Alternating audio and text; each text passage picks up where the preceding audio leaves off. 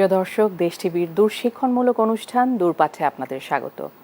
আমরা আজকে বিভিন্ন কোর্স নিয়ে পর্যালোচনা করব এবং আমাদের এবারের কোর্স হচ্ছে যত্নে বাঁচুক সবুজ। আর অতিথি রয়েছেন আহসান রনি, প্রধান নির্বাহী পরিচালক গ্রিন সেভার্স। আমাদের আজকের বিষয় ইনডোর গাছের যত্ন। ভাইয়া, আমরা যদি প্রথমে একটু যাই পুরো সপ্তাহের কোর্স নিয়ে, আমরা তো গাছ বিষয়ক অনেক আলোচনা করেছি। ইনডোর প্ল্যান্টের যে চিন্তাটা, এটা আসলে কিভাবে আমাদের মাথায় এসেছে? ইনডোর প্ল্যান্ট বলতে আমরা কি বুঝি? অনেক ধন্যবাদ। প্রথমত ইনডোর প্ল্যান্ট সেগুলোই যেগুলো ইনডোরে ভালো থাকে বা বেঁচে থাকে। ইনডোর মানে আমি বলার চেষ্টা করছি, যেমন আমরা যে সেটে বসে কথা বলছি, যেখানে বাইরের সূর্যের আলো বাতাস সেভাবে নেই, সেখানে যে গাছগুলো বেঁচে থাকে সেগুলোকে ইনডোর গাছ বলা হয়। আমরা আজকের ক্লাসে আমরা জানার চেষ্টা করব যে ইনডোর গাছগুলো আমরা কিভাবে রোপণ করতে পারি, কোনগুলো উপযোগী ইনডোর গাছ এবং সেগুলো কোথায় পেতে পারি, কিভাবে তার রোগবালাই ব্যবস্থাপনা করতে পারি, কিভাবে তার খাবার ব্যবস্থাপনা করতে পারি এবং কিভাবে ইনডোর গাছ সুন্দরভাবে ডেকোরেট করে আমি আমার ঘরে সৌন্দর্য বাড়াতে পারি। তার আগে বরং গত ক্লাসে যে গুরুত্বপূর্ণ কিছু বিষয় আলোচনা করেছিলাম সেটার একটু সিনপসিস বলে মনে হয় সেই অংশে যাওয়া যেতে পারে। গত ক্লাসে আমরা আলোচনা করেছিলাম উপযুক্ত চারা নির্বাচন, যেটি অবশ্যই গুরুত্বপূর্ণ। আপনারা জানেন বৃক্ষমেলা চলছে। বৃক্ষমেলা থেকে তো অবশ্যই আপনারা এই বর্ষায় নিজের ছাদে, ঘরের ভেতরে, বারান্দায় রোপণের জন্য সুন্দর সুন্দর গাছ কিনে নিতে পারেন। কিন্তু কিভাবে আপনি একটি ভালো চারা পাবেন সেটি কিন্তু নির্বাচন করার জন্য বিশেষ কিছু অভিজ্ঞতা দরকার আছে, সেটি বরং বলছি। উপযুক্ত চারা নির্বাচনের ক্ষেত্রে প্রথমেই আমাকে উপযুক্ত নার্সারি নির্বাচন করতে হবে, যেখান থেকে আমি চারাটি কিনবো। উপযুক্ত নার্সারি বলতে গত ক্লাসে যেটা বলার চেষ্টা করেছি, আপনার বাড়ির পাশে যে নার্সারিটি সেটি আপনার জন্য সবচেয়ে ভালো নার্সারি, কারণ পরিচিত নার্সারি থেকে প্রতারিত হবার সুযোগ কম থাকে। 2 নম্বর যেটি বিষয় সেটি হলো যে আপনি এমন নার্সারি বেছে নিন বাড়ির আশেপাশ থেকে, যে নার্সারিটা দেখে আপনার মনে হবে যে সে নিজে তার চারাগুলো সুন্দরভাবে অর্গানাইজ করে গুছিয়ে রেখেছে। বিশেষ করে একটি সিম্বল দেখে আমরা এটা নির্বাচন করতে পারি যে ওই নার্সারির গাছের গোড়ায় কোনো ধরনের আগাছা জন্মে নেই। যখন আপনি বুঝবেন যে নার্সারিতে রাখা গাছগুলোর গোড়ায় কোনো আগাছা নেই, তার মানে নার্সারির যিনি দায়িত্বে আছেন তিনি প্রতিদিন গাছের গোড়ায় হাত দিচ্ছেন এবং যত্ন করছেন। তার মানে তিনি গাছগুলো ভালো রাখার ক্ষেত্রে সচেষ্ট আছেন। 2 নম্বর যেটি, চারা কেনার ক্ষেত্রে আমরা আরও কয়েকটা নির্বাচনের ক্ষেত্রে আরও কয়েকটা বিষয় বলেছিলাম, সেটি হলো কিছুটা বড় প্যাকেটে চারা কিনতে। আমরা অনেক সময় দেখি ছোট প্যাকেটের চারা একটু কম দামে পাওয়া যায়। ছোট প্যাকেট বলতে ছোট পলি প্যাকেট কথা বলছি, সেগুলো একটু কম দামে পাওয়া যায়। কিন্তু পলি প্যাকেটের চ্যালেঞ্জটা থাকে যে ছোট চারা যখন গ্র্যাজুয়ালি বড় হয় তখন শেকড় পাতলা পলিপ্যাক ছিঁড়ে মাটিতে চলে যায়। যখন সেটি ট্রান্সফার করা হয় বা ট্রান্সপ্লান্ট করা হয় তখন অনেক ক্ষেত্রে শেকড় বা ট্যাপরুট বা গুরুত্বপূর্ণ শেকড়গুলো ছিঁড়ে যায়। কাজে এটি আসলে ঝুঁকি বাড়ায়, বিপত্তি বাড়ে, গাছ মরে যাওয়ার সম্ভাবনা থাকে। সেক্ষেত্রে যেগুলো একটু শক্ত বড় প্যাকেট, অনেক ক্ষেত্রে এখন জিও ব্যাগেও চারা করা হচ্ছে। তাছাড়া প্লাস্টিকের বা রিইউজ যে সিমেন্টের বস্তাগুলো আছে সেই বস্তার প্যাকেটে বিভিন্ন সাইজ আছে, 10-10, 12-12, 8-8, এরকম অন্তত 10-10 সাইজের বস্তাগুলোতে যদি আমরা 10-10 বলতে বলছি যে 10 ইঞ্চি আপনার ব্যাসের যে বস্তাগুলো আছে, এরকম বস্তার উৎপাদিত চারা যদি আমরা কিনতে পারি তাহলে সেটি একটি ভালো চারা পাওয়ার সম্ভাবনা থাকে। তাছাড়া খুব লম্বা চারা কেনা একদম উচিত নয়, যেটি গত ক্লাসে আলোচনা করেছি যে লম্বা চারাগুলো নর্মালি যেটা হয় যে লম্বা হতে থাকে, এর ফলে প্রপার ব্রাঞ্চিং হয় না। যদি আমরা এমন চারা কিনি যেটির চারপাশে প্রচুর ব্রাঞ্চ আছে, ডালপালা আছে, পাতা সবুজ ছোপালো, তাহলে সেই চারাটি একটি উৎকৃষ্ট চারা। সেটি খাটো হলেও দুশ্চিন্তার কিছু নেই। আইডিয়াল হাইটটাকে আমরা বলি চারা কেনার একটি 2 থেকে 3 ফিটের মধ্যে রাখা, যেটি একটি নতুন করে রোপণের জন্য আদর্শ চারা।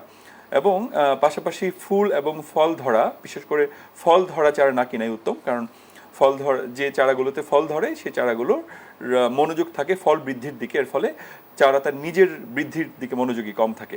কাজে এই চারাগুলো অ্যাভয়েড করে যদি আমরা ফল নাই এরকম চারা কিনতে পারি, অথবা ছোট ছোট ফল আছে এরকম চারা কিনে আমরা ফলগুলো ছিঁড়ে ফেলতে পারি।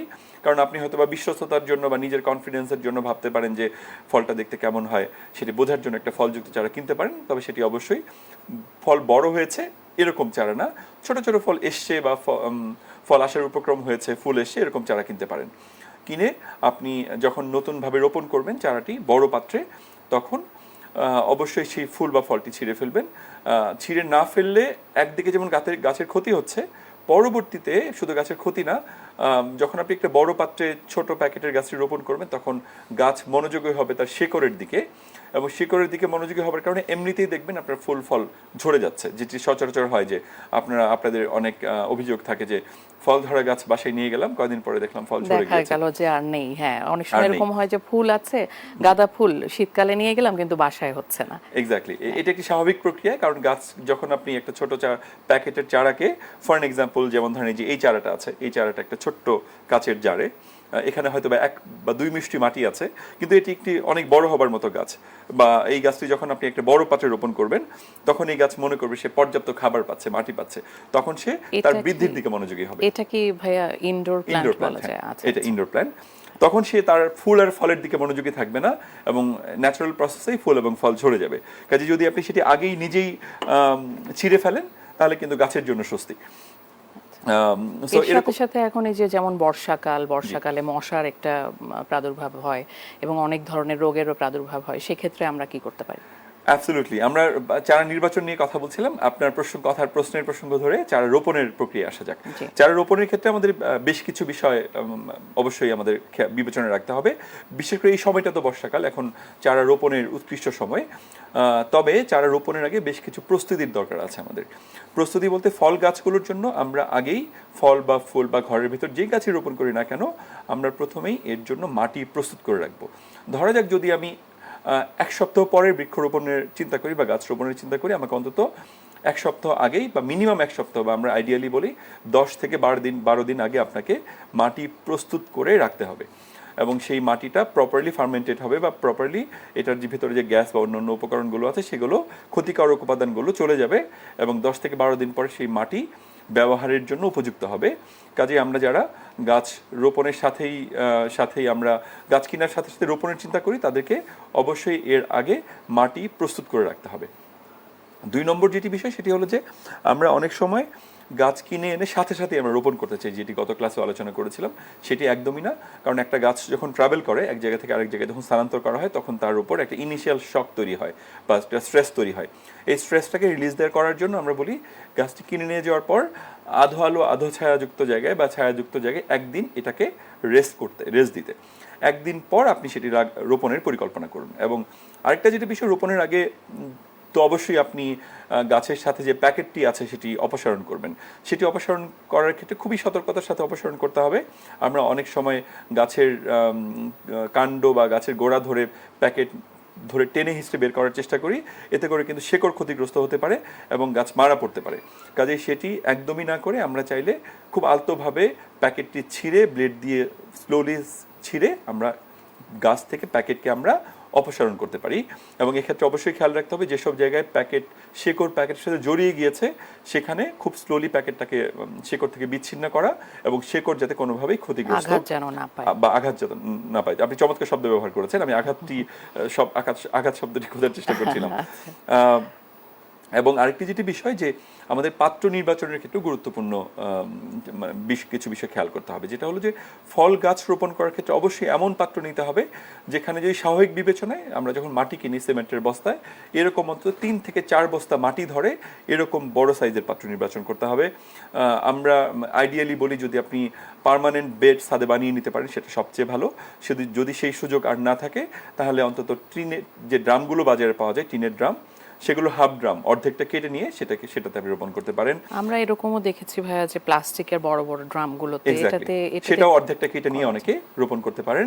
স্বাভাবিক বিবেচনায় যেসব পাত্রে 3 থেকে 4 বস্তা মাটি ধরে, বস্তা বলতে সিমেন্টের যে ব্যাগগুলোর কথা বলছি সেটিকে বিবেচনায় রাখতে পারেন। এরকম 3-4 বস্তা মাটি ধরে এরকম পাত্র ফল গাছের জন্য নির্বাচন করতে হবে অবশ্যই। এর চেয়ে ছোট পাত্রে যদি ফল গাছ রোপণ করেন আপনি আশানুরূপ ফলন পাবেন না। ফুল গাছের ক্ষেত্রেও ফুল ভেদে 1 থেকে 2 বস্তা মাটি ধরে এরকম পাত্র নির্বাচন করা ভালো। আর যদি আপনি ঘরের ভিতর গাছ রাখেন তাহলে আপনি পাত্র ভেদে আপনি মাটি নির্বাচন করবেন। সেটি নিয়ে আমাদের আজকের আলোচনাতেই নানান রকম টোটকা আছে। এবং আরেকটি বিষয় যেটি হলো যে পাত্রটি আমরা নির্বাচন করছি সেই পাত্রটির গোড়ায় যাতে অবশ্যই এরকম ছিদ্র করা থাকে, যেটি খুবই গুরুত্বপূর্ণ। আপনি মশার কথা বলছিলেন, পানি নিষ্কাশনের ব্যবস্থা যদি প্রপারলি না থাকে তাহলে কিন্তু দুটো ক্ষতি হতে পারে, একটা গাছ মরে যেতে পারে, 2 নম্বর যেটা হলো যে অতিরিক্ত পানি জমে মশা তৈরি হতে পারে। কাজেই টবের গোড়ায় অবশ্যই ছিদ্র থাকা চাই, এবং ছিদ্র না থাকলে সেটিকে ছিদ্র করে নিতে হবে। ছিদ্র করার ক্ষেত্রে আমরা অনেক ক্ষেত্রেই ভুল করে থাকি, টবটা উল্টিয়ে আমরা তলার দিক থেকে ছিদ্র করার চেষ্টা করি, তাহলে যেটা হয় যে মাথাটা ভেতরে বেরিয়ে থাকে, এটা ব্লকেজ তৈরি হয়, পানি নিষ্কাশন হতে পারে না। ছিদ্র করার সময় টিনের ড্রাম ছিদ্র করার ক্ষেত্রে আমরা ভেতরের অংশ থেকে আমরা ছিদ্র করার চেষ্টা করব, যাতে পানি প্রপারলি ড্রেনেজ হতে পারে। এবং এরপরে আমরা একটা ড্রেনিং সেল বা ড্রেনিং সিস্টেম ডেভেলপ করবো এখানে, যাতে মাটির ভরে বা মাটির প্রেসারে সেই ছিদ্র কোনোভাবেই বন্ধ না হয়ে যায়। প্রথমত চাইলে আমরা কিছু শুকনা পাতা দিয়ে নিতে পারি, তারপর আমরা কিছু এই যে এরকম স্টোন আছে, বিভিন্ন একটু বড় সাইজের স্টোন আমরা জানি, সেই স্টোন দিয়ে নিতে পারি। স্টোনগুলো দেওয়ার পরে স্টোনের ভেতর যে বিভিন্ন বাইকুঠরি বা ব্লক পিঠল তৈরি হয়, সেগুলো ব্লক করার জন্য আমরা বালু দিয়ে, লোকাল যে বালু পাওয়া যায়, বালু দিয়ে নিতে পারি।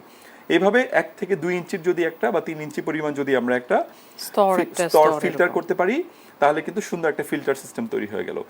আরও সতর্ক থাকতে চাইলে এর উপরে একটা জিও ফেব্রিক, বাজারে বিভিন্ন জিও ফেব্রিকের কাপড় পাওয়া যায়, অথবা সুতি কাপড়, মোটা সুতি কাপড়ও আপনি চাইলে দিয়ে নিতে পারেন, যেটি একটি ফিল্টার হিসেবে কাজ করে। আপনি চাইলে এর ওপর আবার সামান্য কিছু বালু দিয়ে আপনি মাটি দেওয়া শুরু করেন, তাহলে আপনি যতই পানি দেন না কেন সেই পানিটা প্রপারলি নিষ্কাশিত হয়ে যাওয়ার সুযোগ থাকছে। 2 নম্বর যে বিষয়টা, যে মাটি আমরা দিব, সেই মাটিটাও হালকা ঝুরঝুরে থাকা চাই। কারণ যখন একটা বন্ধ পাত্রে, ধরা যাক এরকম একটা বন্ধ পাত্রে আমরা মাটি দিচ্ছি, মাটি দেওয়ার পরে গ্র্যাজুয়ালি আমরা পানি দিচ্ছি, পানি দিলে কি হচ্ছে, ক্রমেই নিচের অংশগুলো ক্র্যাম্প হয়ে শক্ত হয়ে যাচ্ছে। এর ফলে আমরা উপরে একটা পর্যায়ে যতই পানি দিই বা খাবার পৌঁছাই না কেন, যখন নিচের মাটিগুলো একদম শক্ত বা ক্র্যাম্প হয়ে যায়, তখন গাছের শেকড় পর্যন্ত কিন্তু খাবার পৌঁছায় না। গাছ কিন্তু আমাদের বুঝতে হবে খাবার গ্রহণ করে তার শেকড় দিয়ে মোস্টলি। কাজে আপনি যাই দেন না কেন, যত ভিটামিন মিনারেল যাই কিছু দেন না কেন, সেটা যদি গাছের গোড়ায় না পৌঁছায়, তাহলে কিন্তু সেটি গাছের কাজে আসবে না। কাজেই সেটা করবার জন্য কিন্তু মাটিকে ঝুরঝুরে রাখা চাই। ঝুরঝুরে রাখার জন্য সহজ কিছু পদ্ধতি আছে, যেমন আমরা বলি মাটির সাথে বা মাটি গোবর যে মিশ্রণ আমরা গত ক্লাসে আলোচনা করেছি, একটা রেশিও আলোচনা করেছি, নিশ্চয়ই আপনারা সেই ক্লাসগুলো দেখে নিতে পারেন। তার সাথে চাইলে আমরা কোকো ডাস্ট, এই যে আমরা দেখছি এখানে নারিকেলের যে খোসার গুঁড়া, এটা আমরা মিশিয়ে নিতে পারি। এটি একটি দারুণ কার্যকারিতা আছে, এটি মাটিকে হালকা রাখে এবং 3-4 মাস পরে এটি কি হয়, মাটিতে পুরোপুরি ডিকম্পোস্ট হয়ে যে সার হিসেবেও কাজ করে। কাজে এটি মাটিকে সবসময় হালকা রাখে। আমরা যদি আরেকটা জিনিস আমরা দেখতে পাই ভাইয়া, যে অনেক সময় শ্যাওলা পড়ে যায়, শক্ত হয়ে যায় মাটিটা, সেই ক্ষেত্রে কি করা যায়? অ্যাবসলিউটলি। আপনি যখন আগাছা গ্র্যাজুয়ালি পরিষ্কার করবেন, যখন আপনি মাটি উল্টে পাল্টে দিবেন, আমরা এই সেই আলোচনা একটু পরেই যাব, মাটি যখন আপনি নেড়ে ছেড়ে দিবেন উপরে, যখন প্রপারলি ড্রেনেজটা থাকবে, তখন কিন্তু আসলে পানি জমার সুযোগ থাকে না। আমরা গত ক্লাসে আলোচনা করেছি ছাদ বাগানের ক্ষেত্রে আপনি কতটুকু পানি দিতে পারবেন। এক এক গাছের কিন্তু পানি ধারণ ক্ষমতা এক এক রকম, সেক্ষেত্রে আমরা একটা সময় নির্ধারণ করে দিয়েছি। সময়টা কেমন, যে পানি দেওয়ার, গাছের গোড়ায় পানি দেওয়ার 30 মিনিটের মধ্যে যদি দেখেন পানি গাছ শুষে নিতে পেরেছে, তাহলে আপনি ভাববেন যে আপনি পরিমিত পানি গাছের গোড়ায় পৌঁছাতে পেরেছেন। যদি দেখা যায় যে পানি 30, 35, 40 মিনিটেও পানি শুষে নেয়নি গাছ, তাহলে ভাবতে হবে আপনি বেশি পানি দিচ্ছেন। আবার যদি দেখেন যে পানি 10 থেকে 15 মিনিটের মধ্যেই পানি শেষ হয়ে গিয়েছে, তাহলেও বুঝতে হবে পানির পরিমাণ কম হচ্ছে। তার মানে খুব গুরুত্বপূর্ণ কয়েকটি তথ্য জানলাম। প্রিয় দর্শক, কোথাও যাবেন না, দূরপাঠের সঙ্গেই থাকুন, ছোট্ট একটা বিরতি নিচ্ছি।